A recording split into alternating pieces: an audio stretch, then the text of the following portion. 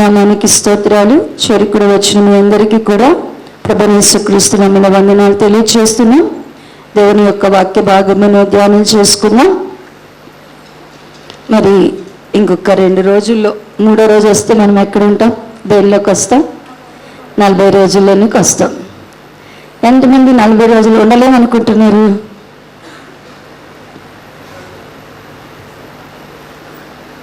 ఈ 21 రోజు ప్రతిష్టలో ప్రార్థన చేస్తున్నప్పుడు చాలా నా హృదయానికి దేవుడు నాతో చెప్పినటువంటి, నన్ను చేయించిన ప్రార్థన ఏంటంటే, చాలామంది అమ్మో మేము ఉండలేం, మేము బలహీనం, మేము రాలేం, మేము కూర్చోలేం, మా పరిస్థితి గడిచిన సంవత్సరం కంటే ఈ సంవత్సరం మేము చాలా వర్స్ అయిపోయినాం కాబట్టి మేము రాలేం, కొంతమంది మాకు టైం ఉండదు కదా, మేమున్న ఉపయోగం ఏంటి అనేటువంటి దాంట్లో అంటే చాలా కొద్ది మంది మాత్రమే ప్రతిష్ట ఉండాలి అనుకుంటున్నారు. చాలా ఎక్కువ మంది ఉండకూడదు అనుకుంటున్నారు.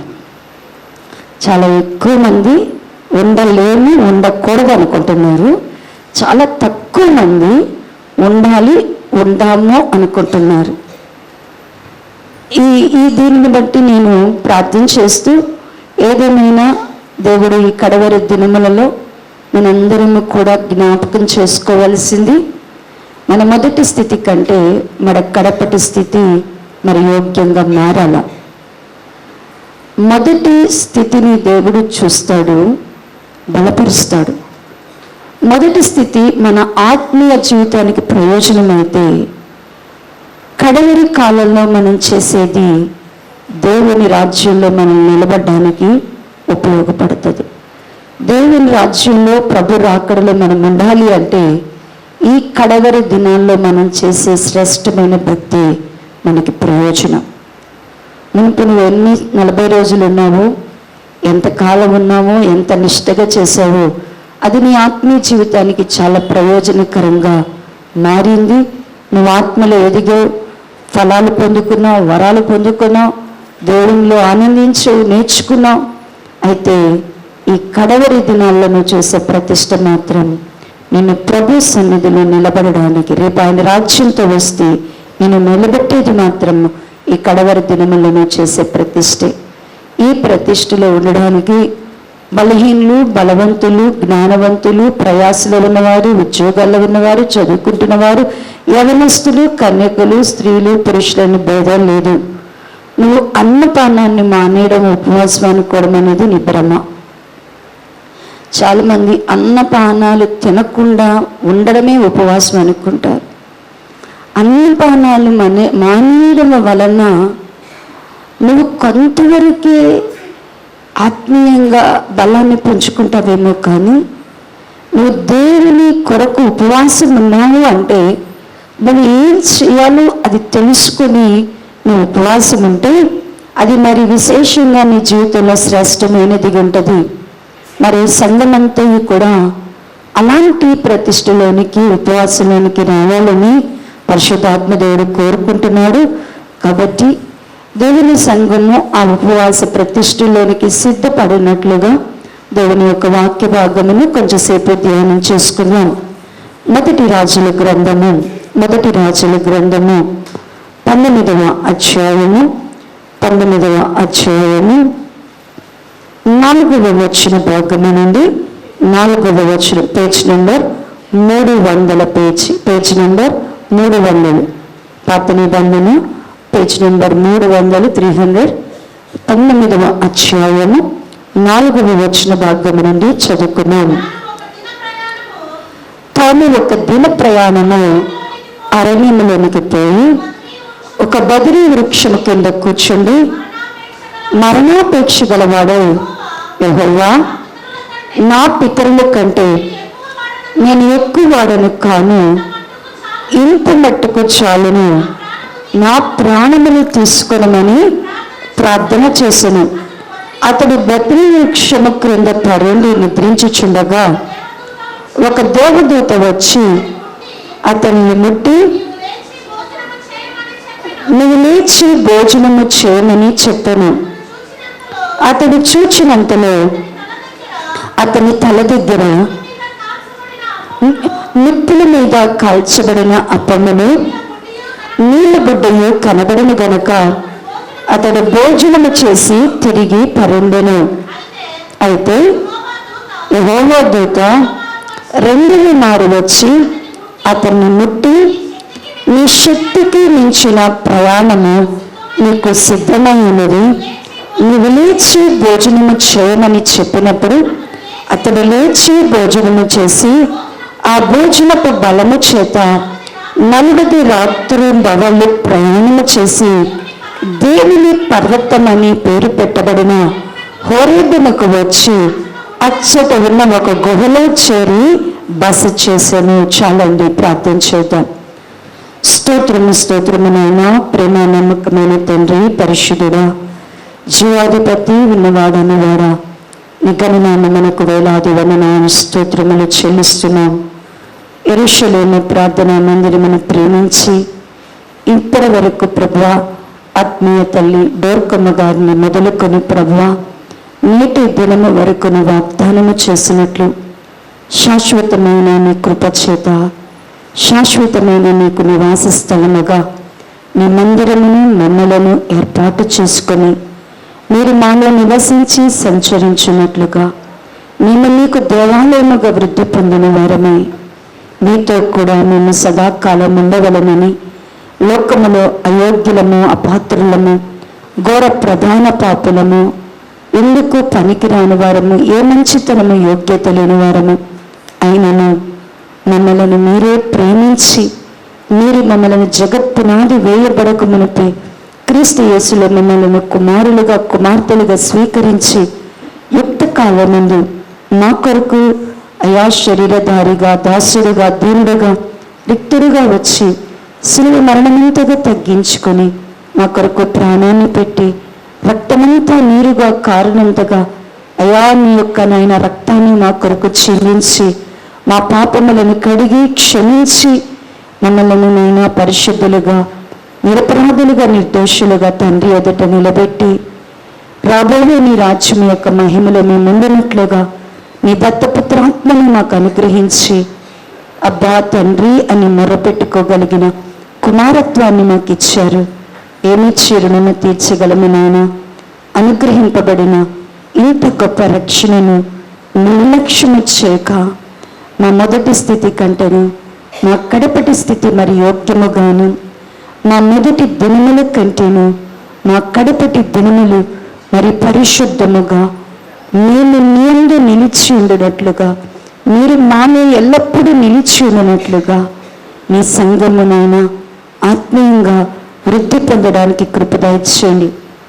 ఇదివరకే మేము గెలిచితమైనను, ఇదివరకే మేము పరిగెత్తుతమైనను, ఇదివరకే మేము ఎరిగితమైనను, ఇదివరకే మేము పొందితమైనను మేము అనుకునవద్దు ప్రభువా. ఏ విధము చేతనైనను నీ పునరుద్ధాన బలము మాలో రూపింపబడినట్లుగా అయ్యా క్రీస్తు యేసుతో కూడా మేము నాయన మృతులలో నుండి లేపబడిన వారి వలె మేము నాయన అయ్యా నీ కొరకు లేపబడిన వారమే అయ్యా ఇప్పుడు యుగమందును రాబోయే నీ రాజ్య మహిమలో మేము సదాకాలం ఉండినట్లుగా ప్రభువా అయ్యా నిన్ను గూర్చిన ఆసక్తి, నీ కొరకైన సమర్పణ, నీ కొరకైన పరుగు, నీ కొరకైన గురి నాలో కలుగ చేయండి. నీ సన్నిధిలో మేమేమైనాము, మీరు మమ్మల్ని చూచి ఉన్నారు కనుక నీ వాక్యముతో మాతో మాట్లాడండి. మానవుని స్వరాన్ని మరుగుపరచండి, మానవ జ్ఞానాన్ని మరుగుపరచండి. అల్పురాలేని నన్ను నీ చేతులకు అప్పగించుకొనుచుండగా నీ సంఘమునకు అవసరమైన నీ జీవవాక్యము చేత నీ సంఘాన్ని బలపరిచి, నీ కృప చేత స్థిరపరిచి, నీ రాకడ కొరకు ఆయుత్తపరిచి నీ సన్నిధిలో నీ సంఘమును ఫలింపచేయమని నజరేయుడైన ప్రియరక్షకుడైన యేసుక్రీస్తు నామములో అడిగి ప్రార్థించి పొంది ఉన్నాము తండ్రి, ఆమేన్. మరొకసారి అందరికీ వందనాలండి. చదవబడినటువంటి లేఖన భాగము 1 రాజుల గ్రంథము 19వ అధ్యాయము 4వ వచన భాగము నుండి మనము మనము 8వ వచనం వరకు చదువుకొని ఉన్నాం, 9వ వచనం వరకు చదువుకొని ఉన్నాం. ఈ చదువుబడినటువంటి లేఖన భాగంలో మనందరికీ తెలుసు, ఇజ్రాయేలు రాజ్యాన్ని ఆహాబు అనేటువంటి రాజు పరిపాలన కాలములో ఒక రోషము కలిగిన ప్రవక్త ఎవరైనా ఉన్నారు అంటే యెహోవా దేవుని పక్షముగా రోషము కలిగిన ప్రవక్తగా మరి ఈ ఏలియా అనేటువంటి ప్రవక్త ఉన్నాడు. ఈ ప్రవక్తను గురించి వ్రాస్తూనే చాలా దేవుని కొరకు రోషం కలిగిన వాడు, దేవునికి విధేయుడు, దేవుని మాటను ధైర్యంగా చెప్పగలిగినటువంటి వ్యక్తి. ఈయనకి రాజని మరి ప్రజలని ఎక్కువ వారని తక్కువ వారని భయం లేదు. దేవుడు ఏది ఎవరితో చెప్పమన్నా కూడా చాలా ధైర్యంగా వెళ్ళి చెప్పేసేవాడు. ఇజ్రాయేలును ఆహాబు అనేటువంటి రాజు పరిపాలన చేస్తున్నాడు. అతని భార్య యెజ్బేలు, ఆమె సీదోనీయురాలు. ఈమె బయలు ప్రవక్తి, ఈమె బయలు దేవతకు మరి ఆమె సీదోను దేశములో ఈమె ఒక రాజకుమార్తెగా ఉండేది. రాజకుమార్తెగా ఉండడం మాత్రమే కాక ఆ దేశంలో మొదటి పుట్టినటువంటి రాజకుమార్తెలను దేవుని అంటే వాళ్ళ బయలుదేవతకు అర్పణగా ఇస్తారు. ఇచ్చినప్పుడు వారు ఆ బయలుదేవత సేవ చేస్తూ ప్రవక్తులుగా ఉంటారు. వాళ్ళు ప్రవచనాలు అంటే మనం ఎలా యేసుప్రభు యెహోవా వాక్ అంటారో అలాగే ఈమె కూడా మరి ఆ బయలుదేవత ప్రవక్తిగా ఆ కాలంలో ఉండేది. ఆహాబు గారు రాజు అయిన తర్వాత ఆయన ఈ సీదోనీయురాలైనటువంటి ఈ యెజ్బెలును వివాహం చేసుకున్నాడు. ఈ వివాహం చేసుకున్నప్పుడు అప్పటి వరకు ఇజ్రాయేలు కొద్దిగా దైవభక్తిని యెహోవా తండ్రికి ప్రార్థన చేసేవాళ్ళు, దేవుని యొక్క ఆరాధికులుగా ఉండేవాళ్ళు. ఎప్పుడైతే ఈమె రాజ్య పరిపాలనలోకి వచ్చిందో ఈమె దేవుని యొక్క బలిపీఠాలు ఎక్కడైతే ఉన్నాయో, దేవుని నామమున ప్రార్థన చేసే బలిపీఠాలు ఎక్కడైతే ఉన్నాయో వాటన్నిటినీ కూడా పడగొట్టొచ్చేసి ఈమె మరి బయలుదేవతను ప్రతిష్ఠించేసింది. ఎక్కడ ఇజ్రాయేలు ప్రజలు ఆరాధిస్తారో ఆరాధనా స్థలాలలో బయలుదేవత విగ్రహాలను ప్రతిష్ఠించింది. అష్టారోతు దేవతల యొక్క విగ్రహాలను ప్రతిష్ఠించి ఇజ్రాయేలు ప్రజలను కూడా దేవుని యొక్క ఆజ్ఞల మార్గంలో నుండి వారిని తప్పించి మరి ఆ 2 దేవతలకు ప్రార్థన చేయడము, ఆరాధన అనేది ఇజ్రాయేలుకి నేర్పించడం మాత్రమే కాక 850 మంది దానికి పూజారులను పెట్టింది. అంటే బయలుదేవతకు 425 మందిని, అలాగని అష్టారోతుకి 425 మంది పూజారులను పెట్టి ఇజ్రాయేలు దేశం అంతా కూడా భయంకరమైన విగ్రహారాధనతో నిండిపోయింది. ఇజ్రాయేలు దేశమంతా కూడా ప్రతి మెట్ట మీద, ప్రతి కొండ మీద, ప్రతి కూడలిలో ఒక విగ్రహము పెట్టడము, ఆరాధించడము ప్రారంభమైపోయింది. ఆరాధకులు ఎక్కువైపోయారు. ఇజ్రాయేలు ప్రజలు కొంత దేవుణ్ణి మర్చిపోయారు, ప్రార్థనని మర్చిపోయారు. వారు దేవుని యొక్క ధర్మశాస్త్రాన్ని మర్చిపోయారు.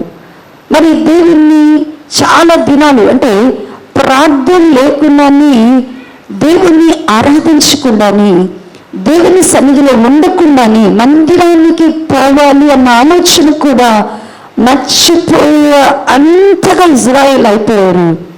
వాళ్ళు ఎవరిపైనా ఆరాధిద్దాము అంటే బయలుదేవత దగ్గరికి అష్టారోతు దేవతలను ఆరాధించడము ప్రారంభించారు. ఇటువంటి కాలంలో ఈ ప్రవక్తను దేవుడు లేపాడు. ఏలియా అనే ప్రవక్తను దేవుడు లేపాడు. ఈ ప్రవక్త మంచి ప్రార్థనాపరుడు, దేవుని సన్నిధిలో ప్రార్థించేవాడు, ప్రార్థన చేసి దేవుని కొరకు కనిపెట్టే వ్యక్తి. ఇతని గురించి అందుకని యాకోబు గారు తన పత్రికలు 5వ అధ్యాయంలో రాస్తూ, ఏలియా మనవంటి మనుష్యుడే అయినా ఆయన ప్రార్థించినప్పుడు 3.5 సంవత్సరములు ఇజ్రాయేలు దేశము వర్షింపలేదంట. అతడు తిరిగి మరలా ప్రార్థించినప్పుడు భూమి మీద వర్షము పడెను, భూమి తన ఫలమును ఇచ్చెను అని వ్రాయబడి. అంటే ఏలియా మనవంటి మనుషుడిగా ఉన్నప్పుడు అతడు ప్రార్థించే అనుభవాన్ని కలిగి ఉన్నాడు. ఎంతటి ప్రార్థన పరుడు అంటే దేవుని దగ్గర ప్రార్థించడం ప్రారంభించాడు అంటే జవాబు చూచిందాకా లగడు. ఏలియా ప్రార్థన ప్రారంభించాడు అంటే దేవుని దగ్గర ప్రార్థనలో ఆయన కూర్చున్నాడు. ఆయన ప్రార్థన విధానం ఎలా ఉంటుంది అంటే దేవుడి దగ్గర కార్యము చూసి దేవుడి దగ్గర నుంచి కార్యం వచ్చే వరకు ఆయన ప్రార్థన మాత్రమే మానడు. అందుకని మనము ధ్యానం చేసినప్పుడు నేను ఆ వచనాలన్నీ చెప్పను కానీ ఉపవాస ప్రార్థనలోనికి నడిపించడానికి అవసరమైన విషయాలు చెప్పాలనుకుంటున్నాను. ఆయన ప్రార్థన చేసేటప్పుడు భూమి మీద వర్షము కురవకూడదు అని ప్రార్థన చేశాడు. ఆయన అనుకున్నాడు, ప్రభువా ఈ దేశానికి కరువు వస్తే, ఈ దేశాల్లో గనక ఇబ్బందులు వస్తే వాళ్ళు దేవుని తట్టు తిరుగుతారేమో అని ఆశపడంట. రోజు కూర్చొని ప్రార్థన చేస్తున్నాడంట ఆయన. ప్రభువా ఆకాశాన్ని బంధించేలా, వర్షం రాకుండా చెయ్యయ్యా అన్నాడంట.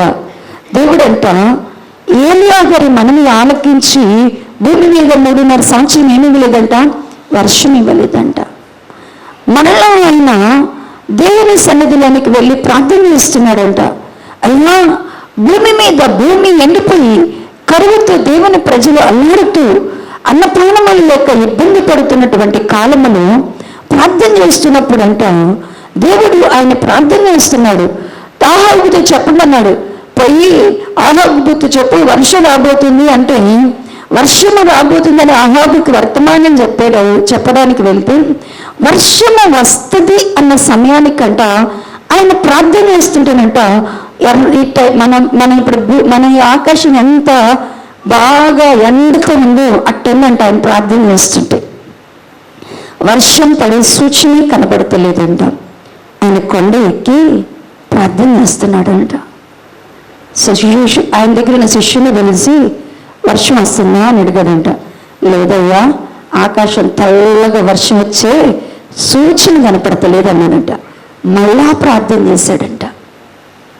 మళ్ళా కొంతసేపు ప్రార్థన చేసి పోయి ఆకాశాన్ని చూడు అంటే అయ్యా లేదయ్యా, మరి ఉదయం నుంచి మధ్యాహ్నం నుంచి సాయంత్రం వరకు ఎంతసేపు ప్రారంభించడు ఈ ప్రార్థన, ఎంతసేపు చేస్తున్నా ఆకాశంలో మాత్రం ఏం లేదంట, మార్పు లేదు, మేఘం అనేది కనపడతలేదు. వర్షం పడే మేఘము కొంచెం కూడా కనపడతలేదంట. అయినా పట్టు వదలలేదు.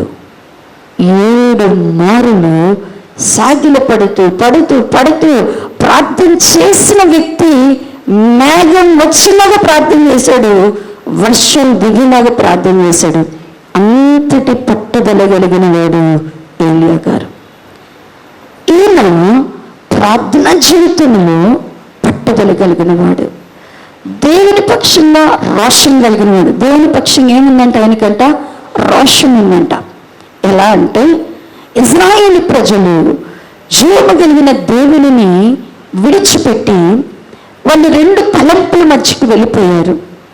2 తలంపులు ఎలా ఉన్నాయంటే వాళ్ళవి, ఒకవైపు జీవము కలిగిన దేవుడని యేసయ్యకి ప్రార్థన చేయకపోతే ఏమనుకుంటాడని యేసయ్యకి ప్రార్థన చేస్తారు. మేము ఇశ్రాయేలు కాబట్టి యేసయ్యకి ప్రార్థన, కానీ యెజ్బేలు ప్రతిష్ఠించినటువంటి మరి బయలుకి కూడా వాళ్ళు ఏం చేయాలని ఉంది, వాళ్ళకి ఆరాధించాలని ఉంది. బయలుదేవతలకు కూడా దెయ్యాలకు కూడా వారు బలులు ఇవ్వడం ప్రారంభించారు. దేవునికి బలులిస్తున్నారు, దెయ్యాలకు బలులిస్తున్నారు. ఇలా చేస్తున్నప్పుడు ఈ ప్రవక్త అయినటువంటి ఎలీషా ఏలియా ఇజ్రాయేలు ప్రజల వద్దకు వెళ్ళి, మీరు ఎన్నంత కాలము రెండు తలంపుల మధ్య ఉంటారు, అసలు మీకు దేవుడు ఎవరో తేల్చుకోండి అని చెప్పాడు. ఏం చెప్పాడంట? దేవుడిని తేల్చుకోండి, మీకు జీవము కలిగిన దేవుడు ఎవరు మీరు తేల్చుకోండి. తేల్చుకుని యెహోవా దేవుడు దేవుడని మీకు రుజువైతే ఆయన్ని మాత్రమే సేవించండి. బయలు దేవుడైతే, బయలు దేవత అయితే, అష్టారోజు దేవుడైతే వారిని మాత్రమే మీరు ఏం చేయమన్నారు? సేవించండి, వారిని సేవించండి. ఎందుకు అటు యేసు ప్రభువుని సేవిస్తారు, ఇటు లోకంలో ఉన్న వాళ్ళని సేవిస్తారు, ఇటు ఏమైనా భక్తికి ఏమెవరు కావాలా? రక్షణకి, మారు మనసుకి, స్వస్థతకి, ఆరోగ్యానికి, క్షేమానికి, మేలుగా ఎవరు కావాలా? యేసే కావాలా? ప్రజలందరి దృష్టికి ఎవరు కావాలా?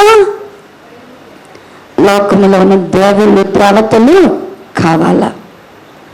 ఇలాంటి పరిస్థితి ఇజ్రాయేలు ప్రజలకు వచ్చినప్పుడు ఇది సరైన భక్తి కాదు అని వారిని ఏక మనస్సు దేవుని తట్టు వారిని త్రిప్పాలని వారి ప్రవక్త ఎవరైతే ఇజ్రాయేలు ప్రజల చేత ఆ బయలు ప్రవక్తలను, ఆ 800 మంది ప్రవక్తలు ఎవరైతే ఉన్నారో వాళ్ళందరినీ పిలిపించి, మీరు ఒకటే వాళ్ళ ముందు సవాలు వేశాడంట. ఏమనంటే రోషం కలిగి చెప్తున్నాడు, మీరు మీ దేవత బయలు దేవుడైతే ఆయన ఏం చేయాలి అంటే, ఇదిగో ఒక ఎద్దుని వధించి మేము ఇక్కడ బలిపీఠం మీద పెడతాం, బలిపీఠం మీద పెట్టుకోండి, మీ బలిపీఠం పెట్టుకొని బలిపీఠం మీద పెట్టి ఎద్దును వధించండి.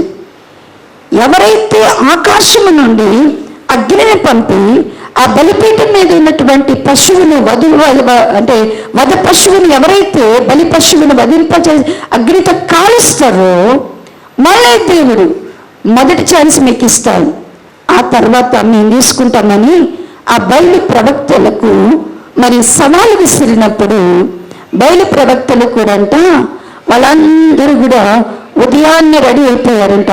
వచ్చి వాళ్ళ దేవతకు ఒక బలిపీఠం కట్టి బలి పశువుని దాని మీద పెట్టి ఇక ప్రార్థన చేయడం ప్రారంభించారంట. బయలా నువ్వెక్కడున్నావు దిగిరమ్మని ప్రార్థన చేస్తూ నీ అగ్నిని పంపి, ఇదిగో ఇక్కడ నువ్వే దేవుడని ఇజ్రాయేల్ దేశం రుజువు చేయబడినట్లుగా దిగిరమ్మనంట అరుస్తున్నారంట, ప్రార్థన చేస్తున్నారు, కేకలు పెడుతున్నారంట. కానీ అగ్ని మాత్రమే దిగిరాలేదు.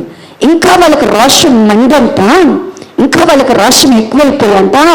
వాళ్ళు తమ చర్మాలను కూడా ఏం చేస్తున్నారంటేనంట కోసుకుంటున్నారంట, రక్తాన్ని కారుస్తున్నారంట బలిపీఠం ముందు, ఆ విగ్రహం ముందు.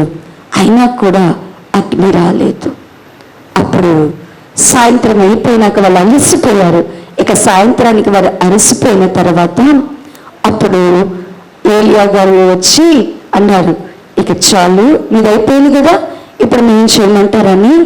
అక్కడ ఇజ్రాయేలీ యొక్క బలిపీఠము పాడైపోయి ఉంటే ఆ బలిపీఠాన్ని బాగు చేసి దాని మీద కట్టెలను క్రమముగా, రాళ్లను కట్టెలను క్రమముగా పేర్చి బలి పశువును దాని మీద పెట్టి దాని మీద చుట్టూ కందకము అంటే గుంట లాంటి తవ్వించి దాని మీద చల్లటి నీళ్లు పోపించాడంట.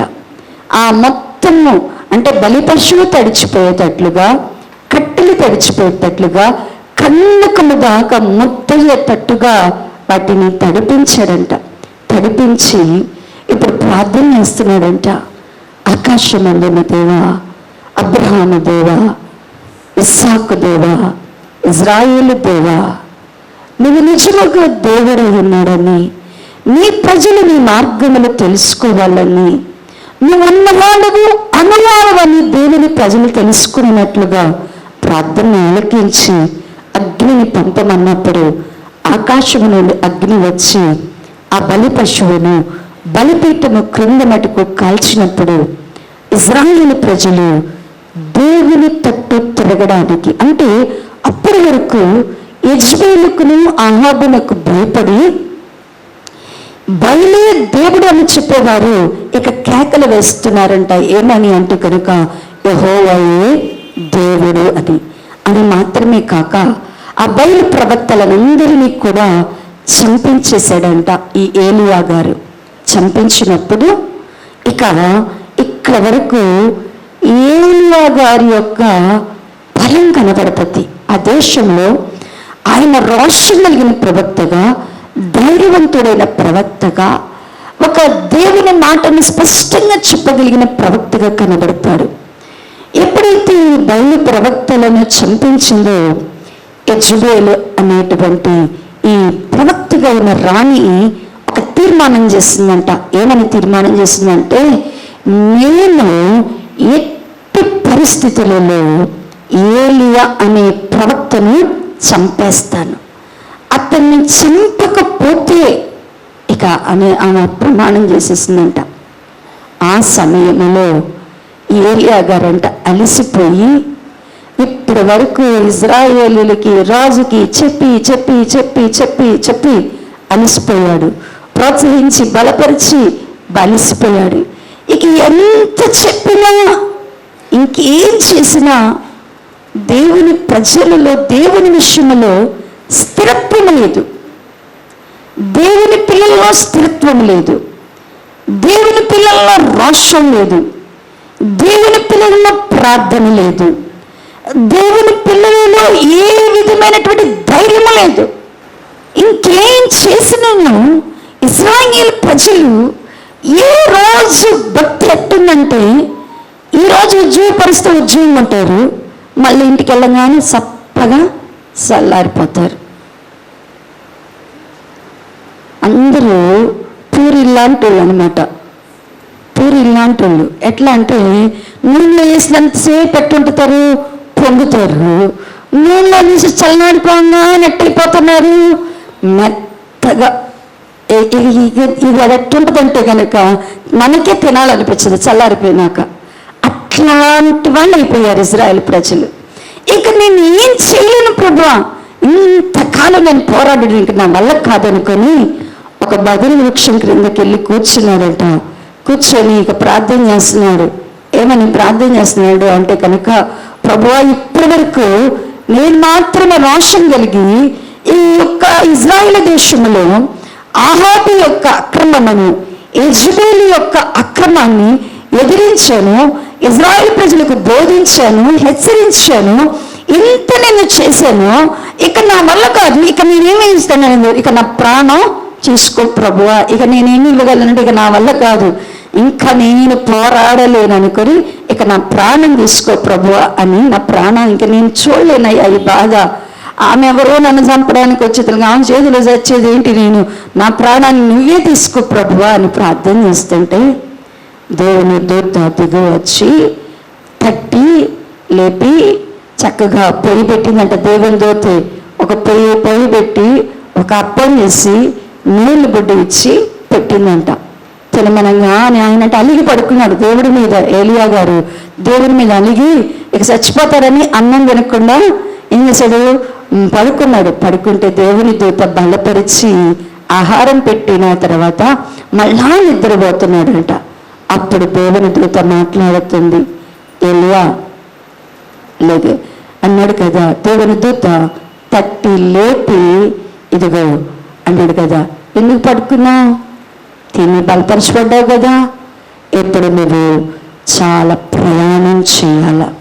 ఏం చేయాలంటుంది చూడండి, ఇక్కడ చదివితే దేవుని వాక్య భాగమును చదివితే 7వ వచన భాగము నుండి చదివితే 7వ వచనం, అయితే యెహోవా దూత 2వ మారు వచ్చి అతను ముట్టి, నీ శక్తికి మించిన ప్రయాణము నీకు సిద్ధమైనది, నీవు లేచి భోజనము చేసి బలము చేత, ఆ భోజనపు బలము చేత 4వ రాత్రింబవలు ప్రయాణము చేసి దేవుని పర్వతమని పేరు పెట్టబడిన హోరేబుకు వచ్చి అచ్చట ఉన్న గుహలో బస చేయమని చెప్పారంట.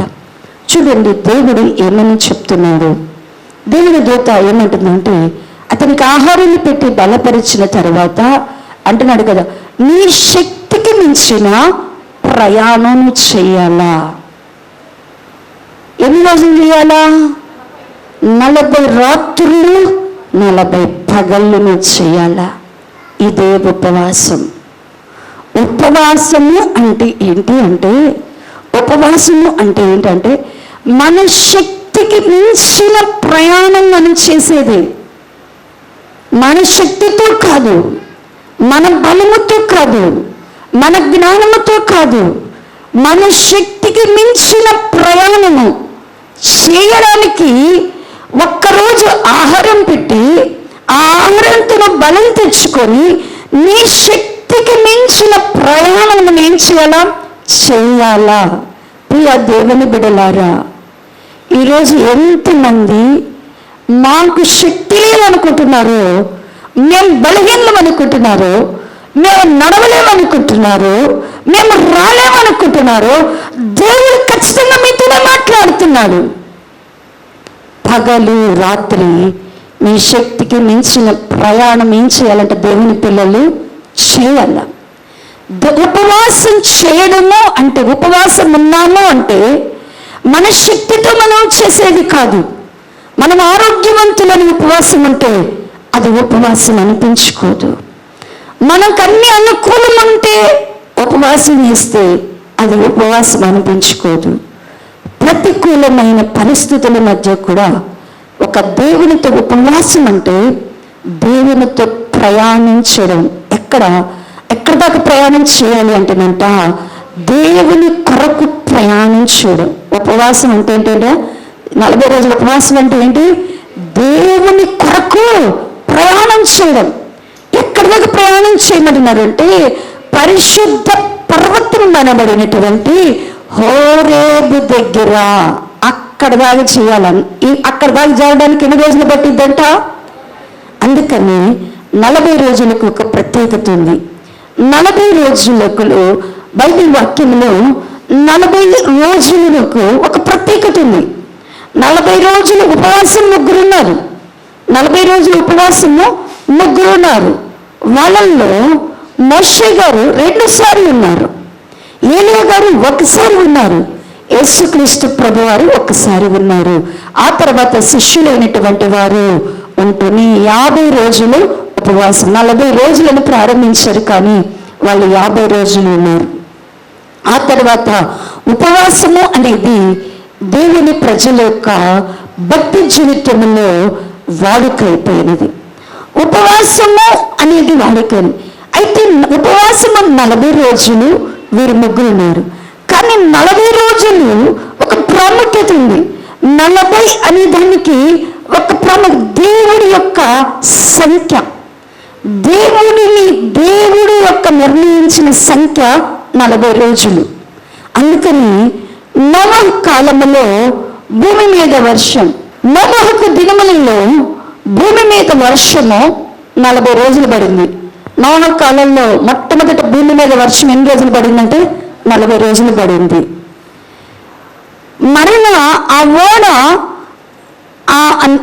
ఓడలో నుంచి కాకిని పంపించడానికి కూడా, ఆ కాకిని అంటే మొదట కాకిని పంపించడానికి 40 రోజులు వర్షం పడింది. ఓడలో నుంచి కాకిని పంపించడానికి కూడా 40 రోజులు పట్టింది. 40 రోజులు, అక్కడ ఒక 40 రోజులు ఉంది. మరలా 40 రోజులు సమూయేలు కాలంలో, మరి సౌలు రాజుగా ఉన్న సమయంలో గొల్యాతు 40 రోజులు ఇజ్రాయేల్ ప్రజలను ఎక్కిరిస్తూనే వచ్చాడు. 40 రోజులు వచ్చి ఇజ్రాయేల్ ప్రజల్ని ఎక్కిరిస్తూ ఉన్నాడు. 40 రోజులు అంట వచ్చి ఆయన, మీలో రోషం కలిగిన వాడు, మీలో వీరుడు శూరుడు ఉంటే రండి అని వస్తున్నాడంట. 40 రోజులు గడిచిని దావీదు గారు నిలబడ్డారు, జయం వచ్చింది. యాకోబు గారు చనిపోయినప్పుడు ఆయన యొక్క దేహాన్ని కూడా సుగంధ ద్రవ్యాలతో 40 రోజులు సిద్ధపరిచారంట. అంటే 40 రోజులు, మనం ఆదికాండము 50వ అధ్యాయం 3వ వచనంలో ఉంటుంది. ఆయన యొక్క దేహాన్ని సుగంధ ద్రవ్యాలతో 40 రోజులు సిద్ధపరిచారు. అంటే 40 అనేటువంటి సంఖ్య అది దేవుని, అంటే ఒక్క 40 రోజులు కనుక మనము కరెక్ట్ కరెక్ట్గా దేవుని దగ్గర ఉండగలిగితే, కరెక్ట్గా చేయగలిగితే నువ్వు దేవుని కార్యాన్ని చూస్తావు. మన అన్నీ గంటలు అరగంటలు నలభైలే కదా, అందుకని మనకేం చూడలేదు. అందుకని దేవుడు మనతో మాట్లాడుతున్నాడు. ఎహెజ్కేలు గారిని కూడా ఆహార పాన విషయాలలో, అంటే నువ్వు ఇంతే కొలత ప్రకారం అన్నం తినమనే విషయాల్లో కూడా ఆయనంట 40 రోజులు కేటాయించాడు. 40 రోజులు నువ్వు ఎలా తినాలా అలా తినాలా, అంటే దేవుని కొలమాని ప్రకారం, అంటే దేవుని సంఖ్య అనేది 40 రోజులు. ఈ 40 రోజులు అనేది దేవుని సన్నిధిలో ఒక ప్రత్యేకమైనది. ఒక వ్యక్తి 40 దినాలు దేవునితో ప్రయాణము చేయడము అనేది అది ఎంతైనా శ్రేష్టమైన స్థితి.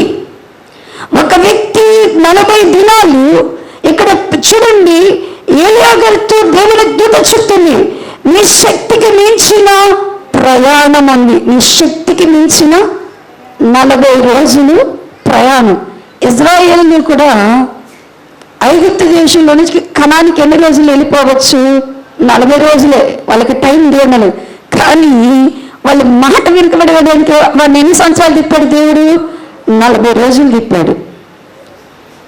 40 సంవత్సరాలు వారిని అరణ్యంలో తిప్పించారు. అంటే 40 రోజులు జరాల్సిన, అంటే 40 రోజుల్లో వాగ్దాన దేశానికి వెళ్ళిపోతారు. మోషే గారు వేగుల వారిని పంపి కనాన దేశానికి పంపిస్తే వాళ్ళు కూడా ఎన్ని రోజులు తిరిగారంటే ఆ దేశంలో వేగులు చూశారు? 40 రోజులు. వాళ్ళు కూడా 40 రోజులు. 40 అనేది దేవుని సంఖ్య. దేవునితో నీకు ఒక సంబంధం స్థిరపరచబడాలన్నా, దేవుని నువ్వు కలుసుకోవాలన్నా, దేవుని కార్యమును చూడాలన్నా, దేవుడితో మాట్లాడాలన్నా, దేవుని జయాన్ని చూడాలన్నా ఖచ్చితంగా నువ్వు దేవునితో 40 రోజులు ఏం చేయాలంట? ప్రయాణం చేయాలి. దేవునితో ప్రయాణం చేయాలి. దేవునితో కలిసి నువ్వేం చేయాలా? నడవాల. ఏలియా గారు తను శక్తిహీనుడే, కానీ అతని శక్తికి మించిన ప్రయాణాన్ని దేవుడు సిద్ధపరిచాడు. దేవుడు ఎందుకు ప్రయాణాన్ని సిద్ధపరుస్తాడు? ప్రయాణంలో ఏముంది చెప్పండి? ఎందుకు దేవుడు అసలు మేఘాల్లో ఈయన ఒబజ్య అని ఆయన అంటున్నాడు కదా, అయ్యా ఆహాబా గారు మీరేమో పోయి నన్ను రాజుగారికి వర్షం రాబోతుంది అని చెప్పమంటున్నారు, నన్ను ఎందుకయ్యా మీరు అట్లా చెప్పమంటారు? మీరు అలా చెప్తారు, ఇదిగో అంటే ఆయన ఎక్కడున్నాడు అంటారు, అక్కడ చెప్పాడు అంటారు, ఆయన వస్తాడు, మీరు అక్కడ ఉండరు. మీరు ఎక్కడుంటారో అంటే మీరు చెప్పిన స్థలంలో మిమ్మల్ని మేము కనుగొనలేము. అంటే ఏలియా గారు ఆయన దేవుని గాలిని ఆయన వాహనంగా చేసుకుని వెళ్ళగలిగిన వాడు, మేఘాలలో ఆయన కొడిపోగలిగిన వాడు. అంటే ఏలియా గారికి యుద్ధ రథములు అవసరం లేదు, గుర్రములు అవసరం లేదు. ఆయన ఎక్కడ ఉండగలడు? కొంచెం సేపులు అక్కడ ఉంటాడు. ఓబద్య అని చెప్పలేను అన్నాడు. ఇంకొంచెం సేపతో ఆహాబు గారు గుర్రం దగ్గర ఉన్నాడంట. ఈయన అంతటి ఆయన్ని 40 రోజులు ఎందుకు దేవుడు ప్రయాణం చేయమన్నాడు? ఒక్క రోజులో ఆయన హోరేబు చేరలేడా? పరిశుద్ధ పర్వతాన్ని వెళ్ళిపోలేడా? వాయువేగము కలిగినటువంటి ఈ ఏలియా ప్రవక్తను దేవుడు ప్రయాణం చేయమంటున్నాడు, యాత్ర చేయమంటున్నాడు. 40 రోజులు నువ్వు యాత్ర చేయాలి అంటున్నాడు. నువ్వు యాత్ర ఎందుకు చేయాల? యాత్ర చేయాల పిల్లరా, ఇది దేవుని బిడ్డలు 40 రోజుల్లో నేర్చుకోవలసిన సత్యము దేవునితో. అందుకని దావీదు గారు కూడా 120వ కీర్తన నుంచి 130 కీర్తన వరకు ఆ ఉన్న కీర్తనలన్నిటి పేరేంటి అంటే కనుక యాత్రా కీర్తనలు అని రాసి పెట్టారు. ఏం కీర్తనలు అంటే అండి? యాత్రా కీర్తనలు. అంటే దేవునితో ప్రయాణం చేస్తున్నప్పుడు, దేవునితో నడుస్తున్నప్పుడు, దేవుని కనుక 120వ దావీదు కీర్తన నుంచి బిగిన్ చేస్తే ప్రతి కీర్తన పేరు అనేది ఏముంటుందంటే కనుక యాత్రా కీర్తన అనేది.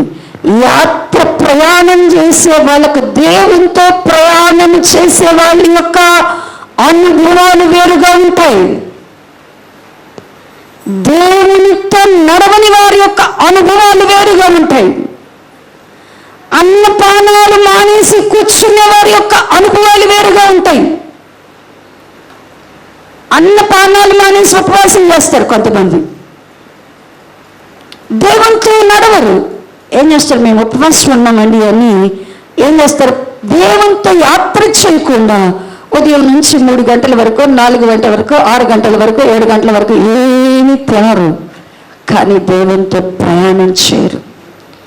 దేవునితో ప్రయాణం చేయకుండా, దేవునితో నడవకుండా, దేవుడు నిన్ను ఎక్కడి వరకు నడిపిస్తున్నాడో అక్కడి వరకు నువ్వు చేరకుండా, నువ్వు ఏ భక్తి చేసినా నువ్వు దేవుడు అంటాడు కదా, నువ్వు ఉపవాసం అంటావు, నువ్వు ఫాస్టింగ్ అంటాడు దేవుడు, నువ్వు డైటింగ్ అంటాడు. నువ్వేమేమంటావు? ఫాస్టింగ్ అంటావు, దేవుడు ఏమంటాడు? నువ్వు డైటింగ్ చేస్తున్నావు అంటాడు. ఎందుకు? నువ్వు దేవునితో ప్రయాణం చేయాల. మనం కూడా అంతే కదండి, అన్నపానం మానేసి ప్రార్థన చేయకపోతే దాన్ని ఏమంటారు? డైటింగ్ అంటారు. డైటింగ్ వల్ల ప్రయోజనం ఏమైనా ఉందా చెప్పండి?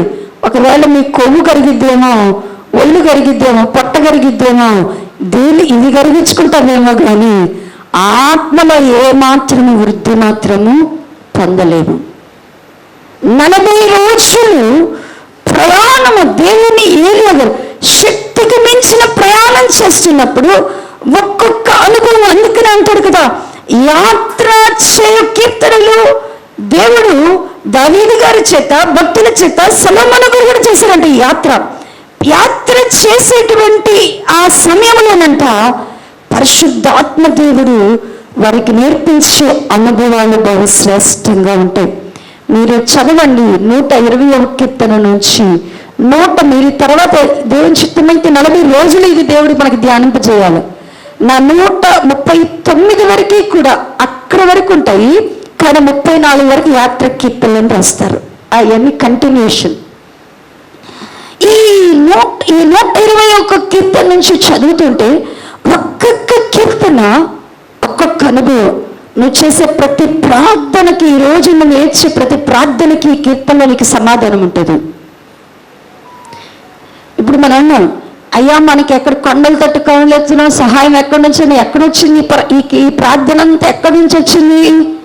దావీదు గారి యాత్రా కీర్తనగా రాశారు. ఆయన యాత్ర చేసేటప్పుడు, దేవునితో నడిచేటప్పుడు, దేవునితో ప్రయాణం చేసేటప్పుడు వచ్చింది ఆ కీర్తన.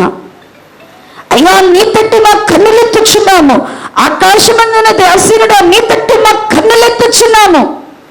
దాసులు దాసురాలు కన్నులు యజమానురాలు చూసినట్లుగా మేమైపు నీ వైపు చూస్తున్నామని మనం చెప్తున్నాము. అంటే అది యాత్రల నుంచి వచ్చింది కీర్తన. ప్రయాణాలు, యాత్ర చే మార్గములో ఈ ప్రార్థన వచ్చింది. అన్నాడు దేవుడు అన్నాడు, విశ్వాసం అనేది సియోను కొండవలే ఉంటుందన్నది. యథార్థవంతులైన ముఖ దర్శనం చేస్తారని మేలు చేయక మానరు అనేది ఈ యాత్రల నుంచి వచ్చింది.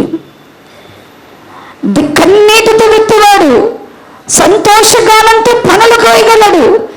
ఆయన అడిగితే గుప్పిడి విత్తనములు చేతపట్టుకొని కన్నీళ్లతో విత్తువాడు సంతోషగానములతో వనలు కోయనని. ఈ కీర్తన ఎక్కడి నుంచి వచ్చింది? ఈ మాటలు ఎక్కడి నుంచి వచ్చినాయి? యాత్ర కీర్తనల నుంచి వచ్చినది. ఒకటి ఉదయం లేచి పొద్దుపోయే వరకు, రాత్రి పొద్దుపోయే వరకు కష్టబాధ్యత మనం తెచ్చుకోవడం కూడా వ్యర్థమే. ఆయన ప్రియులు నిద్రించుచుండగా ఆయన వారికి ఇస్తున్నారన్న మాట ఎక్కడి నుంచి వచ్చింది? యాత్ర కీర్తనల నుంచి వచ్చింది. నిశ్చయముగా నీ కష్టార్జితాన్ని అనుభవిస్తావు. నీ భార్య ఫలించేది ద్రాక్షలాగా ఉంటుంది. నీ పిల్లలు భోజనపు బలయత ఒలివ మొక్కలాగా ఉంటారు.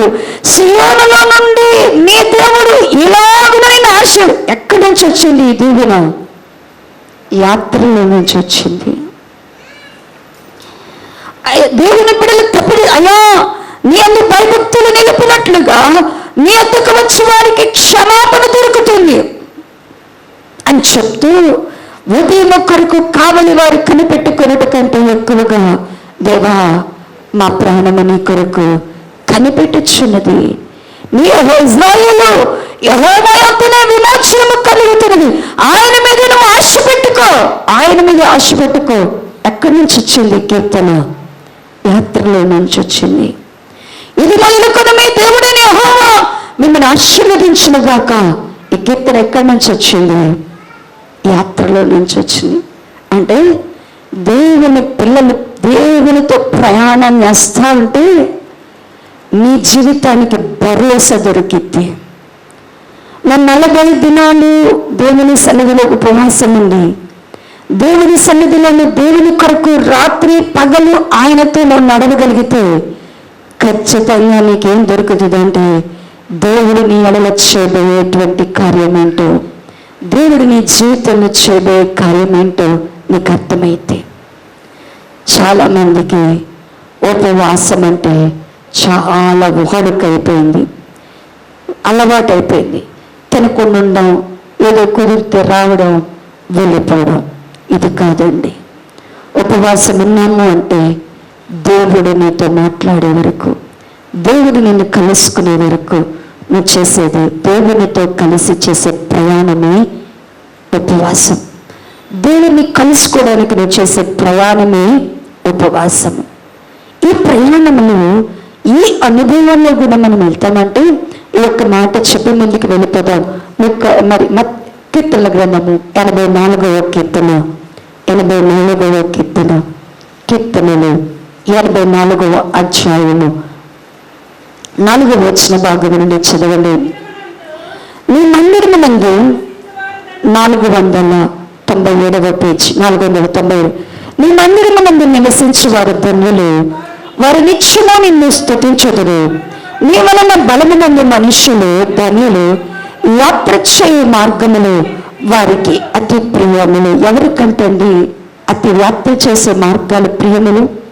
ఎవరికి యాత్ర చేసే మార్గములు ప్రియములుగా ఉంటాయంట? దేవుని మందిరములో నివసించేటువంటి వారు, దేవుని వలన బలము పొందుకునే వారికంట యాత్ర చేసే మార్గములు ఏమంటండి? ప్రియములుగా ఉంటాయంట అంటారు కదా. వారు ఏం చేస్తారంట? యాత్ర చేసేటప్పుడు వారు ఏ అనుభవం, దేవునితో ప్రయాణం చేసేవారు ఏ అనుభవాన్ని కలిగి ఉంటారో చెప్తున్నారు. వారు బాకా లోయలో వెలుచు దాన్ని జలమయముగా ఏం చేస్తారంట అండి? యాత్ర చేస్తున్నారంట. వాళ్ళు ఏం చేస్తున్నారంట? వాళ్ళు బాకా లోయలోకి వెళ్తారంట. ఆ బాకా లోయలో గుండా వెళ్తేనంట ఆ లోయనంతా కూడా ఏం చేసేస్తారంట అంటే ఉపవాసం ఉన్నాము అంటే దేవునితో ప్రయాణం చేస్తున్నాం. దేవునితో మనం ప్రయాణం చేస్తున్నాము, యాత్ర చేస్తున్నాము అంటే మనమంట బాకా లోయని ఏం చేయగలుగుతామంట అండి? జలమయంగా చేస్తామంట. ఎవరైతే బాకా లోయను జలమయంగా చేస్తారో వాళ్ళ జీవితంలో రాస్తూ అంటున్నాడు కదా, తొలకరి వర్షము అన్నాడు కదా, తొలకరి వాన దానిని దీవెనతో కప్పెను. తొలకరి వాన, తొలకరి వర్షము ఆ ప్రాంతాన్ని ఎవరైతే యాత్ర చేయొచ్చు బాకాలోయను జలమయంగా చేస్తున్నారు వారిని దేవుడు ఏం చేస్తాడంట? దీవెనతో ఏం చేస్తున్నాడంట? ప్రియులారా, దీవెన ఎక్కడుంది? దీవెన ఎవరి మీద ఉంది? దీవెన ఎవరు పొందుకోగలుగుతారు? అందరూ పొందుకోగలుగుతున్నారా? దీవెన చాలా మంది అంటారు మాకే దీవెన లేదండి, 40 రోజులు పోయిన సంవత్సరం ఉన్నా ఏం ప్రయోజనం లేదు అంటున్నావు. ఎందుకంటున్నావు అంటే నువ్వు యాత్ర చేయలా, నువ్వు శక్తికి మించి ప్రయాణం చేయలా. నేను అన్నాను కదా, మనందరం కూడా అన్నపానాలు మానేసి దేవుడి మందిరానికి మనకు కుదిరినప్పుడు వస్తాం, ఆయన చెప్పినప్పుడు మనం రాం. అంతేనా? మన భక్తి ఏంటంటే మనకు కుదిరినప్పుడు చేయడం, మనకు కుదిరినట్లు ఉండడం, మనకు కుదిరినట్లుగా, నీకు కుదిరినట్లుగా నువ్వు చేసేది, నువ్వు కుదిరినట్లుగా చేసేది దేవుడికి అంగీకృతం ఉంటుందా? అంగీకృతంగా ఉంటుందండి? మన అట్లాంటి వాళ్ళు అంటే బుద్ధి లేని కన్నికలు అంటాడు. బుద్ధి లేని కన్నికలు ఎప్పుడు వచ్చారు? నూనె తెచ్చుకున్నారు, ఆలస్యమైంది, మళ్ళా కొట్టుకెళ్ళి తెచ్చుకున్న లోపల ఏమైపోయింది? తలుపులు వేసిన తర్వాత వచ్చి అయ్యా వచ్చేంతి ఎందుకు? ఇప్పుడు కుదిరింది వాళ్ళకి. యెరూషలేము ప్రార్థనా మందిరంలోకి తోసుకొని రావచ్చు, అవసరమైతే మమ్మల్ని కూడా కింద పడేయచ్చు. కానీ దేవుని సన్నిధిలోనికి మాత్రం, దేవుడిని నువ్వు కలుసుకోవాలంటే మాత్రం దేవుడి సమయాన్ని నువ్వు పాటించాలా, దేవుడు ఇచ్చిన సమయాన్ని నువ్వు గుర్తించుకోవాలా. ఈ 40 సంవత్సరాలు నీది, వచ్చే 40 సంవత్సరాలు నేను ఉంటానడానికి, నేను సజీవురాలుగా ఉంటానని నువ్వు గ్యారెంటీ ఇవ్వగలవా? దేవుని రాకడ ఆలస్యం అయిద్దని గ్యారెంటీ ఇవ్వగలవా? ఇప్పుడే బలహీనరాలు అనుకుంటే వచ్చే సంవత్సరానికి నువ్వు ఇంకెట్టుంటావు? ఇప్పుడే కుదరని పరిస్థితులు వస్తే వచ్చే సంవత్సరం నీ పరిస్థితి ఏంటి? దేవుడు నీకు ఇచ్చిన ఆయుష్కాలములో ఆయనైతే అంటున్నాడు, ఇక చాలు ప్రభువా, నేను పరిగెత్తలేను, నేను పోరాడలేను, ఇంక నా వల్ల కాదు, నా ప్రాణం మట్టుకు తీసుకోమంటుంటే, లేదు, నువ్వు శక్తికి మించిన ప్రయాణము. ఎన్ని రోజులు ఉందంట? 40 రోజులు, రాత్రి పగలు రేయింబవళ్ళు ప్రయాణం చేయాల. ఇక నీకు అన్న ప్రాణములు తీసుకోకుండా దేవునితో ప్రయాణం చేస్తుంటే, దేవునితో ప్రయాణం చేసే అనుభవంలో నీ యొక్క భూకాలంలోని లోయలను కూడా కన్నీళ్లతో నింపి దేవునిను వర్షంలో కురిపించుకుంటాం. ఇంకా అంటాడు కదా 84వ కీర్తనలోని అంటున్నాడు. తర్వాత వచ్చిన భాగం మనం చదివితే అంటాడు కదా, వారు నానాటికి బలాభివృద్ధి నొందొచ్చు. ఏం చేస్తారంట అండి? దేవునితో ప్రయాణం చేసే వాళ్ళు ఎట్లా ఉంటారంట? నానాటికి కూడా ఏం అనుకుంటారంట? అసలు బలం లేదని కదా చెయ్యము, బలహీనమనే కదా చెయ్యము, ఉండలేమనే కదా చెయ్యము. కానీ దేవుడు అంటున్నాడు కదా, వారు నానాటికి బలాభివృద్ధి నొందొచ్చు. వారు అంటున్నారు కదా, ప్రయాణము చేదురు. వారిలో ప్రతి వాడు కూడా దేవునితో పిల్లరా 40 రోజులు నువ్వు దేవునితో ప్రయాణం చేస్తే, దేవుని కొరకు ప్రయాణం చేస్తే ఖచ్చితంగా వారిలో ప్రతి ఒక్కరు కూడా ఎక్కడ చేరుతారంట? ప్రతి ఒక్కరు కూడా ఎక్కడ చేరుతున్నారంట? సియోనులో ఉన్న దేవుని సన్నిధి. మందిరంలో వాళ్ళు సియోనులో ఉన్న దేవుని సన్నిధికి ఏంటి? యెహోవా అన్నాడు, దేవుని మందిరంలో నివసించి వారు ధన్యులు అని చెప్తూ, యెహోవా వాళ్ళని అన్నాడు కదా, వారు దేవుని వల్ల బలమైన వారు ధన్యులు, వారికి యాత్ర చేయటం అనేది వారికి ప్రియమో అని చెప్తూ, వారు యాత్ర దేవుని మందిరంలో నుంచి ఎక్కడికి వెళ్తున్నారంటే వాళ్ళు సియోనులో ఉండేటువంటి దేవుని సన్నిధికి వెళ్తున్నారంట. వెళ్తూ వాళ్ళ గురించి అంటున్నాడు కదా, యెహోవా అన్నాడు కదా, వారు దేవుని సన్నిధిలో ప్రతి వాడు కూడా ఎక్కడుంటాడంట అండి? కనబడేవారుగా, దేవుని సన్నిధిలో కనబడేవారు. ప్రియా దేవుని బిడ్డలారా, 40 రోజులు ఉపవాసము అంటే, 40 రోజులు ఉపవాసం అంటే దేవునితో ప్రయాణం చేయట. రాత్రి చేయాలా, పగలు చేయాలా? పగలు రాత్రి దేవునితో కలిసి ప్రయాణం చేయడమే ఉపవాసం. ఈ ఉపవాసం చేసేటువంటి వారి జీవితంలో, ఖచ్చితంగా యాత్ర చేసేవారి జీవితంలో దేవుని కార్యం అనేది జరుగుతుంది. వాళ్ళు ఎక్కడికి చేరగలుగుతారంటే సియోను. ఇప్పుడు ఏలియా గారు కూడా ఉపవాసం ఉండి ఎక్కడికి చేరగలిగాడు? ఉపవాసం ఉన్న ఆయన ఎక్కడికి చేరాడు? ఆయన దేవుని పర్వతం అనబడినటువంటి హోరేబు దగ్గరికి చేరాడు. ఉపవాసం అనేది దేవుని వద్ద నిన్ను నిలబెట్టేది. 40 రోజుల్లో ఉపవాసం చేస్తామంటే నువ్వు ఎక్కడికి చేరుతావు? ప్రయాణం చేస్తే, ఆయనతో కలిసి ప్రయాణం చేస్తే నేను ఎక్కడికి తీసుకెళ్తాడు దేవుడు? సియోనులో ఉన్నటువంటి దేవుని సన్నిధిలోనికి, పరిశుద్ధ పర్వతము అనబడినటువంటి ఆయన హోరేబు దగ్గరికి ఆయన నిన్ను నడిపిస్తాడు. రెండవది, ఉపవాసము ద్వారా నువ్వు ఏం తెలుసుకోగలుగుతావు, నువ్వు ఏమి నేర్చుకోగలుగుతావు అంటే, ఉపవాసం ఉన్నప్పుడు ఏలియా గారి జీవితంలో చూడండి ఏమి జరిగిందో అంటే, మొదటి రాజుల గ్రంథము 19వ అధ్యాయము, మొదటి రాజుల గ్రంథము 19వ అధ్యాయము 19వ అధ్యాయము 9వ వచన భాగమును చదివితే 300 పేజీలు 300 పేజీ 9. అచ్చట ఉన్న ఒక గుహలో చేరి బస చేసెను.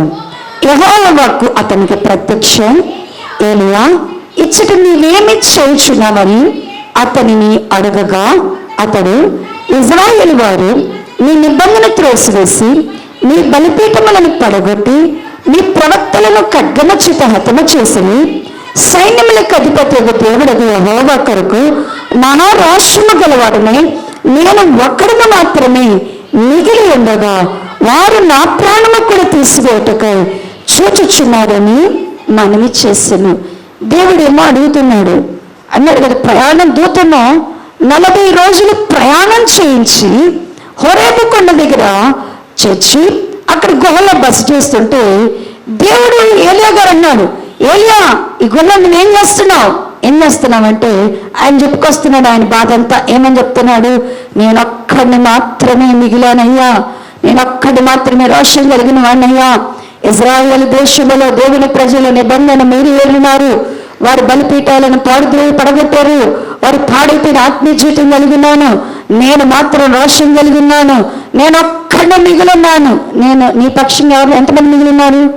ఆయన ఒక్కడిని మిగిలిన్నానంటే ఇప్పుడు ఈయన 40 రోజుల ప్రయాణంలో ఈ 40 రోజులు ఉపవాసంలో నీకు తెలిసింది ఏంటంటే ఆయనకి అర్థమైంది అప్పటి వరకు నేను ఒక్కడనే బతికాను, నేనొక్కడనే రోషం కలిగినాన్ని, నేనొక్కడనే భక్తి పరుణ్ణి, నేనొక్కడనే కరెక్ట్, నేనొక్కడే చేస్తాను, నేనొక్కడే ఉన్నానంటే ఇక ఇప్పుడు ఈ 40 రోజుల ఉపవాసంలో చూడండి పిల్లరా, 40 రోజులు మనం ఉపవాసం ఉంటున్నామంటే అనుకుంటాం ఇంట్లో నేను ఒక్కదాన్నే మంచిదాన్ని, నేనొక్కడనే నీతి మంతుడిని, నేనొక్కదాన్ని కరెక్ట్, మేమే అని మనం అనుకుంటాం. మా ఇంట్లో ఎవరు లేరు అనుకుంటే ఇట్లాగే అనుకుని ప్రభువా ఇంకెందుకు అంటున్నామేమో. ఉపవాసంలో ఏలియాకు తెలిసింది 40 రోజుల్లో ఏంటి అంటే దేవుడు మాట్లాడుతున్నాడు, నువ్వు ఒక్కడే అనుకుంటున్నావు, నేను ఎంతమంది అన్నానంటే నీకు కనపడిన ఒక్కడే. ఇజ్రాయేల్ దేశంలో 7,000 మంది ఉన్నారు బయలకు ముద్దు పెట్టుకోకుండా మొక్కకుండా వాళ్ళు. నువ్వేంటో అర్థం అవ్వాలా, నువ్వేంటో నీ స్థితి ఏంటో నువ్వు తెలుసుకోవాలా. నువ్వు భక్తిలో అతిశయపడుతున్నావా?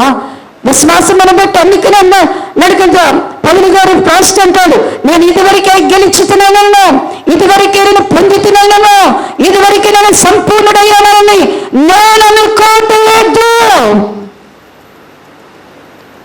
ఆయన ఎప్పుడో నీతి కిరీటాన్ని అంట ప్రతి సంవత్సరం పెట్టించుకుంటాడంట. ఎందుకు? అక్షయమైన దాని కొరకు ఆయన పరిగెత్తి ఆయన దేహాన్ని నలగొట్టుకొని దేవునికి లోబర్చడాన్ని బట్టంట, ఆయన శరీరాన్ని నలగొట్టుకొని దేవునికి లోబర్చడాన్ని బట్టి దేవుడు ఏ సంవత్సరమో ఆయన పరిగెత్తినా కూడా ఆయనకి పరుగులో బహుమానం ఇస్తూనే వచ్చాడంట.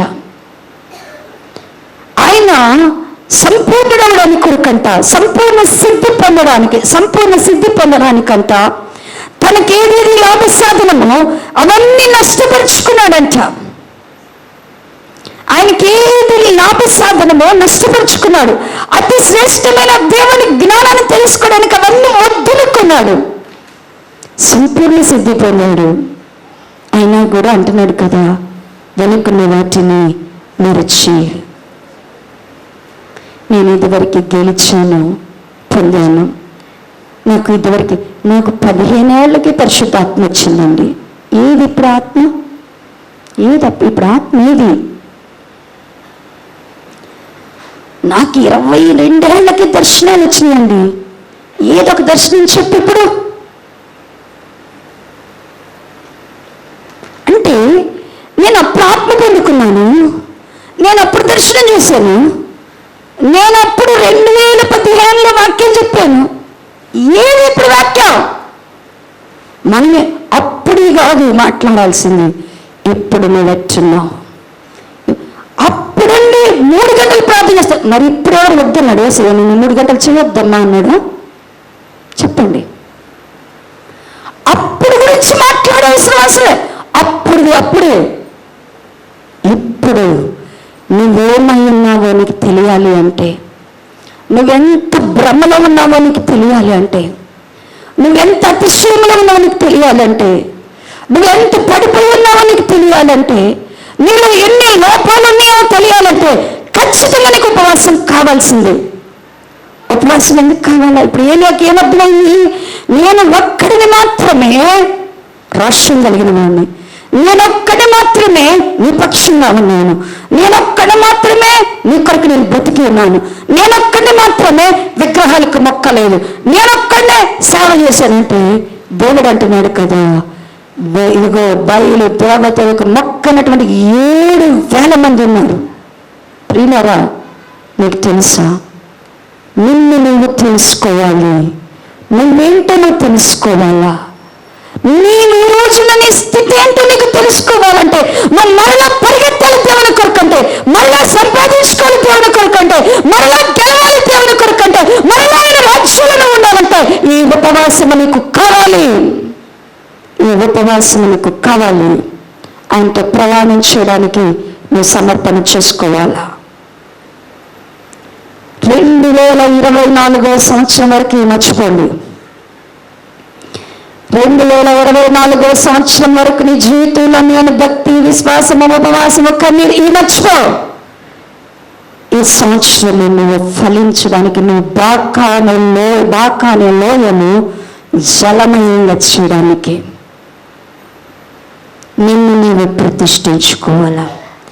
ఏలియా గారికి ఎందుకు దేవుడు 40 దినాలు తన శక్తికి మించిన ప్రయాణాన్ని ఇచ్చాడు అంటే, తాను దేవుని యొక్క సన్నిధిలో నిలబడ్డానికి.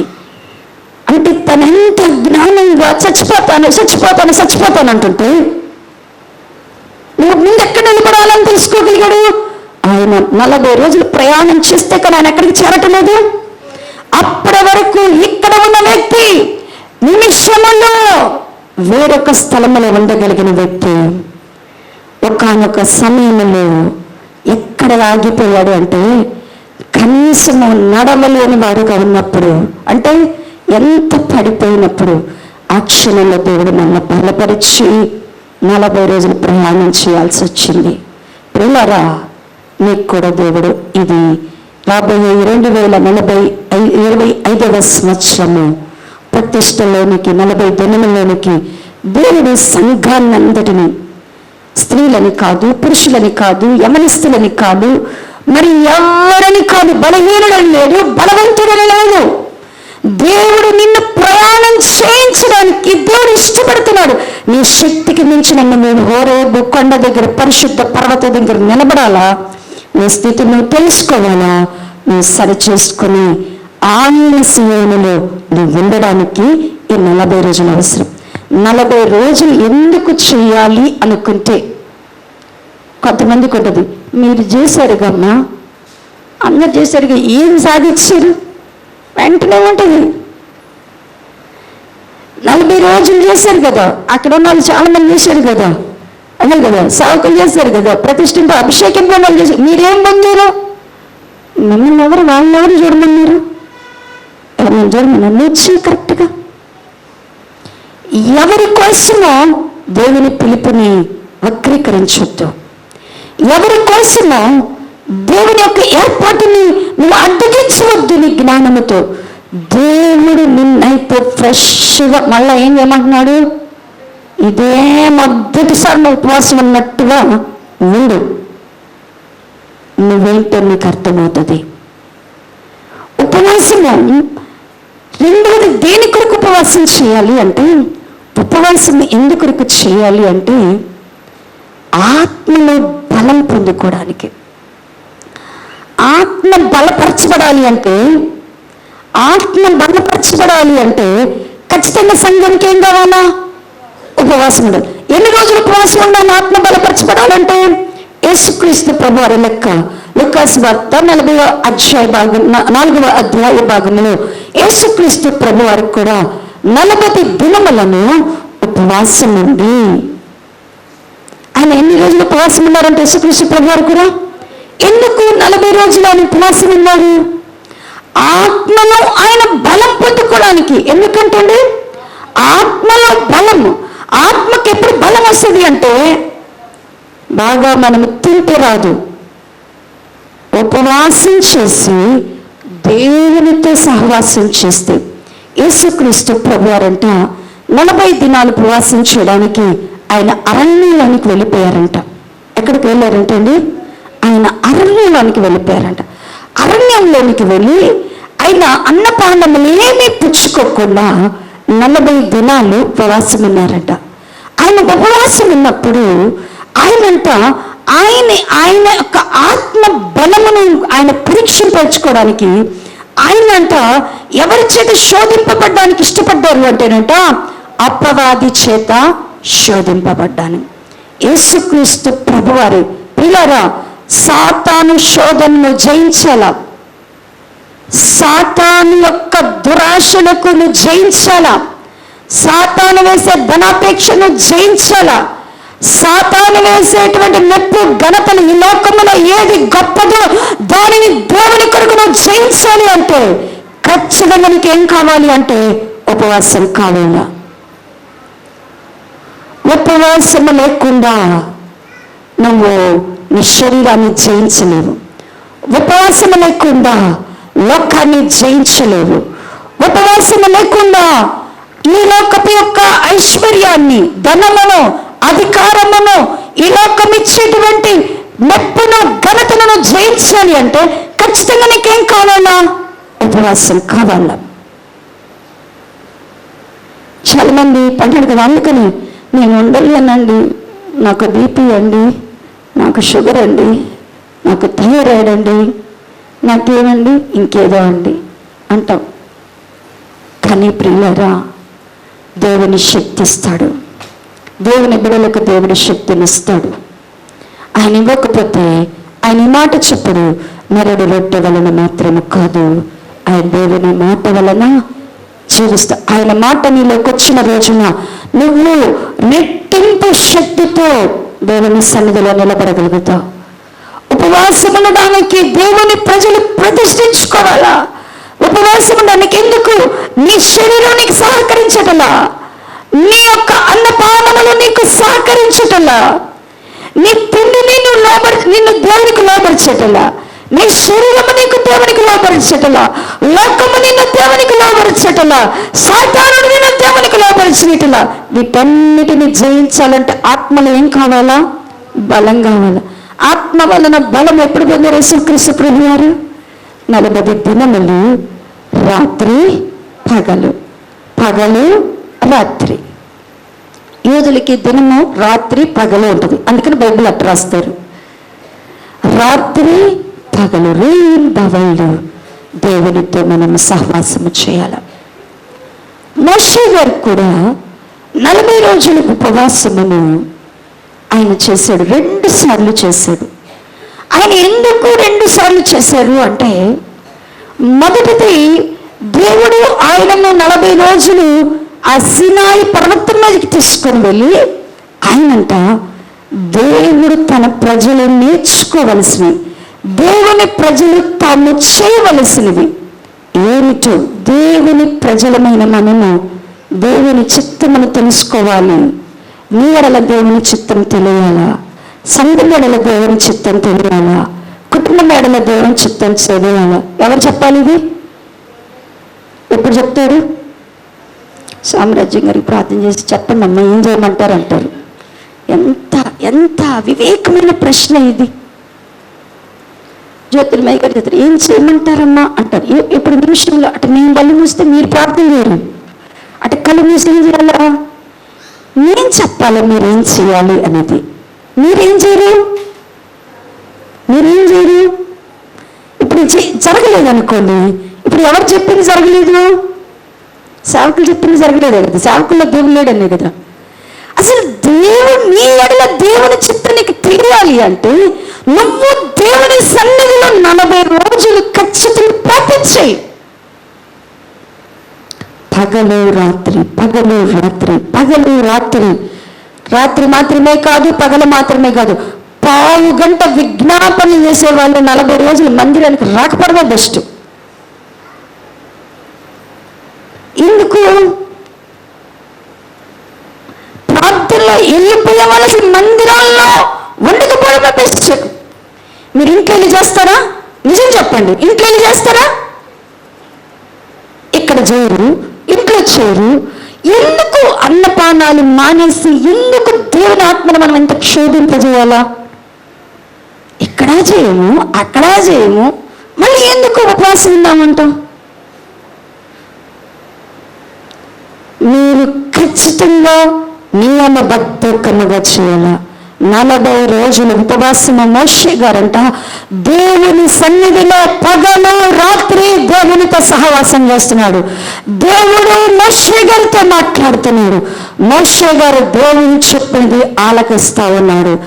దేవుడు మాట్లాడుతున్నాడు, మోషే గారు తెలుసుకుంటూ ఉన్నాడు, గ్రహించుతున్నాడు, నేర్పిస్తున్నాడు.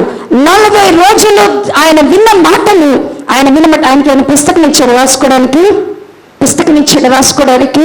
మోషే గారు ఎక్కడ రాసుకొని వచ్చాడు? ఇవన్నీ ఎక్కడ రాసుకొని వచ్చాడు? హృదయం అనే పలక మీద రాసుకొని వచ్చాడు. వస్తే మందిరం ఇట్లా కట్టాలి, మందిరం ఎత్తింతుండాలా, పొడవింతుండాలా, వెడల్పింతుండాలా, దానికి ఈ యొక్క నార వాడాలా, ఈ పొరలు వాడాలా, ఇన్ని గొలుసులు వాడాలా, ఎవరు చెప్పారు లెక్క? ఎంత గుర్తుపెట్టుకో, ఎన్ని డైరీలు రాసుకొని రావాలి అడగబోతే చెప్పండి. హృదయంలో ప్రతి అర్థము, కానీ అది నీకు దేవుడు బయలుపరిచే కాలము 40 రోజులు. నీ ఇంటి సంగతి, నీ పిల్లల సంగతి, నీ స్థితి ఏదైనా నీతో చెప్పగలిగిన దేవుడు ఆయన నీతో చెప్పాలి అంటే ఖచ్చితంగా నువ్వు ఆయనతో లేచి ఉదయ కాలం నుంచి దేవునితో మాట్లాడడం ప్రారంభించు. పెద్దల కడ లేచగలిగిన వాళ్ళు లేచి రండి, 5 గంటలకు వచ్చి ప్రార్థించేయండి, దేవుని సన్నిధిలో ఉండండి. 10 గంటలకు వీలుంది, ఆరాధన క్రమంలో ఉండండి. సంఘంలో వాక్యం వినండి. వాక్యాన్ని ఏ రోజుకు ఆ రోజు హృదయం అనే పలక మీద దేవుడు ఖచ్చితంగా మాట్లాడతాడు. ఉపవాసం ఉన్నప్పుడు మీకు చదవద్దు, కానీ ఇంట్లోకి మీకు సమయం అయిపోయింది. ద్వితీయోపదేశకాండము 9వ అధ్యాయంలో మోషే గారు చెప్తాడు, నేను 40 దినములు మీకోసం నేను ప్రార్థించాను. 40 రోజులు ఆయన ఏం చేశాడంటేనంట, దేవుని దగ్గరికి వెళ్ళి ఇశ్రాయేలు ప్రజల పక్షం ఏం చేశాడంట, ప్రార్థన చేశాను, సగ్గులు పడ్డాను. పిల్లరా, దేవుని పిల్లల మీద మనం ఉపవాసం ఉంటున్నామంటే దేవుని సన్నిధిలో ఏం చేయాలా? సాగిలు పడాలా. ఎవరు తిరుగుబాటు చేస్తున్నారు, ఎవరు బంధకాల్లో ఉన్నారు, ఎవరు చెడిపోతున్నారు, ఎవరు నష్టంలో ఉన్నారు, ఎవరు గుంపులో ఉన్నారు, ఎవరు గోతిలో ఉన్నారు, ఎవరు చెరపట్టబడి ఉన్నారు, ఎవరు బలహీనులై ఉన్నారు, ఎవరు శాపగ్రస్తులై ఉన్నారు, ఎవరు శ్రమానుభవంలో ఉన్నారు, వారి కొరకు చేసే ప్రార్థన దేవుని ఉగ్రపతిన మంది వారిని రక్షించేటట్లుగా మార్చగలిగినది ఆ ప్రార్థన. మోషే గారు 40 రోజులు చేశాడు, 45 దినాల ఉపవాసాలలో. ఇశ్రాయేలును దేవుడు తప్పించి మోషేను అడ్డవల్లో వాళ్ళని ఒక్క దెబ్బతో నాశనం చేస్తున్నాం. నీ సంతానాన్ని నేను ప్రజలు చేసుకుంటానంటే ఈయన 40 రోజులు దేవుని సన్నిధిలోనంట ప్రార్థన చేశాడు. వద్దయ్యా, ఐగుప్తు నుంచి తెచ్చావయ్యా, అరణ్యంలోనే చంపేస్తే అయ్యా వేరే వాళ్ళు ఎంత దోచాడాడు, ఎంత ప్రార్థించాడు, ఎంత కన్నీరు కార్చాడు. ప్రియ సంగమా, నీ కుటుంబ రక్షణకి దేవుడు ఇచ్చేటువంటి మంచి అవకాశం ఇది. ఈ సమయము దాటిపోవద్దు. ఈ సంవత్సరం అంత చేశానని వదిలేసేయి, ఈ సంవత్సరం చేయి, ఈ సంవత్సరం సాగిలపడు, ఈ సంవత్సరం కన్నీటితో లోయ నిండాలా. ఇప్పుడేమవ్వాలా? ఉపవాసంలో ఏం నిండాలా? లోయలు నిండం కాదు, కనీసం నీ కన్నీటి బొట్టు బొగ్గల్లాగా కూడా కారదు. అట్లాంటి ప్రార్థన చేస్తున్నారు. కన్నీరు ఆడదాకా రావట్లేదు, చంపలు కూడా కారట్లేదు. అంటే హృదయాలు ఎంత కఠినపరచబడినాయి. మన కన్నీళ్ళు ఆయన క్రిమినిలో, ఆయన బుద్ధిలో పట్టబడద్దా? బుద్ధి దాటి బాకాలో లోయని ఏం చేశారంటే వాళ్ళందరూ కూడా జలమలం ఏం చేశారు. ప్రియులారా, ప్రతిష్ఠించుకో. ఇంకా 2 రోజులు దేవుడు నీకు సమయం ఇచ్చాడు. యెరూషలేము ప్రార్థన మందిరంలో ఉన్న స్త్రీలు, పురుషులు, యవనస్తులు, మరి అందరూ కూడా, ఉద్యోగస్తులు, వ్యాపారస్తులు అందరూ కూడా ప్రతిష్టలో ఉండి మీకు దేవుడు ఇచ్చినటువంటి అనుకూల సమయంలో దేవుని సన్నిధిలో సమయాన్ని సద్వినియోగపరుచుకున్నాం. దేవుడైతే మనకి శక్తినిచ్చిన ప్రయాణాన్ని సిద్ధపరిచాడు. ఆయన సీయోనులో మనం ఉండాలని, ఆయన ప్రత్యక్షతలో మనము ప్రత్యక్షపరచబడిన దినమందు మనం యోగ్యులముగా ఆయన సన్నిధిలో కనబడి ఆయన రాజ్యం యొక్క మహిమలో ఉండాలని, మనల్ని బాధిస్తున్న ప్రతి పరిస్థితుల నుంచి విడుదల పొంది జయము పొందాలని, నీ స్థితిని తెలుసుకొని సరిచేసుకొని దేవునికి అనుకూలంగా జీవించాలని దేవుడు మనందరినీ కూడా 40 దిన ఉపవాసముల కొరకు పిలుస్తున్నాడు. అట్టి కృప దేవుడు సంఘానికి దయచేయునుగాక. తల వంచినట్లయితే ప్రార్థన చేద్దాం.